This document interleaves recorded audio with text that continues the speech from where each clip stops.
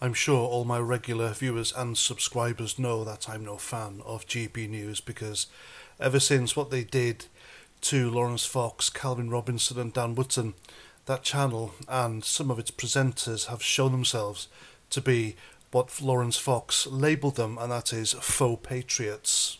Absolutely no one at GB News backed those three when they got sacked. Well, not Dan Wootton, obviously, he's still hanging by a thread, I think. But anyway, GB News isn't what it's portraying to its viewers, that's all I'm saying. And so news came out of Britain's wokest city, Brighton, and that it allegedly wasn't selling any poppies. This was turned into a kind of a propaganda by GB News, because they claimed that, because Brighton is woke, they refuse to sell poppies. Well, that's not true at all. On one location, the Royal British Legion couldn't find anyone to sell the poppies for them. Of course, poppies are actually being sold in Brighton, but it didn't stop GB News from jumping on it and making a big hoo-ha. Now, I understand donating to Forces charities is a good thing, but the thing is about Forces charities, especially the Royal British Legion, I don't donate for them. Yes, I know I am a veteran, but the Royal British Legion is sitting on millions of pounds of donation. The CEO is on a six-figure salary, and I find this disgusting because according to the Royal British Legion's own figures, there are between 3,500 and 6,000 veterans homeless on the streets right now. And that charity is sitting on millions. I mean, what gives? This is the same veterans charity that back in 2019, I believe, correct me in the comments, but it was recent, they spent £100,000 of donations on rebranding their logo. Now, I think that is a gross misuse of funds, and it was widely criticised, and rightly so. Now, recently, an annual accounts showed that 10 of the wealthiest armed forces charities are sitting on around £300 million. Now, some are paying employees, not just CEOs, six-figure salaries, so be careful which charities you give to. Because, personally, I would rather every penny I give to a forces charity goes to help a veteran. But sadly, that's not the case, is it?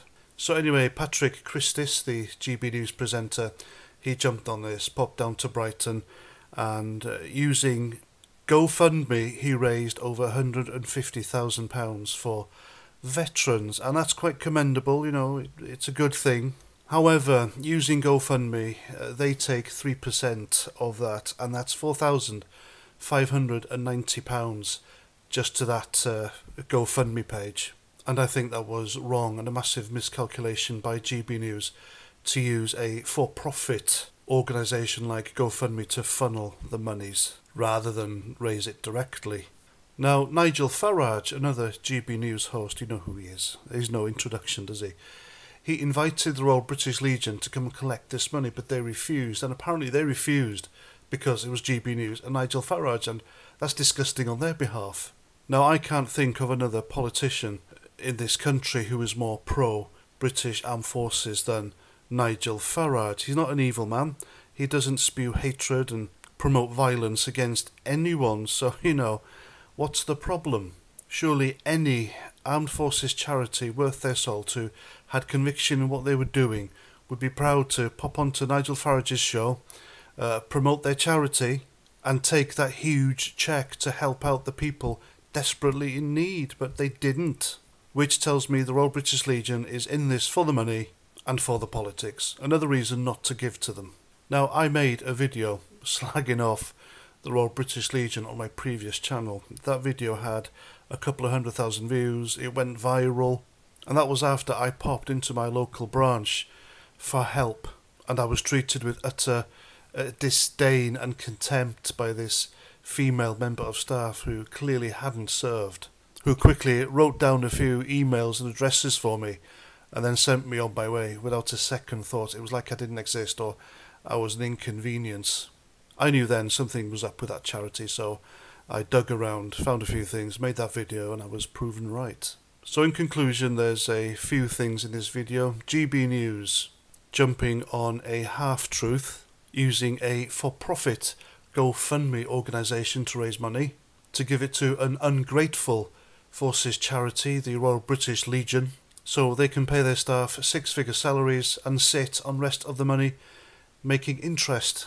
And then they refuse to collect the money because GB News and Nigel Farage's politics don't align with theirs, so they would rather see veterans on the streets suffering rather than take money from people they don't like.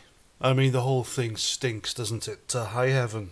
And there we go, that's my video. I hope you like. Please let me know what you think in the comments, and until the next time, Roger Trout.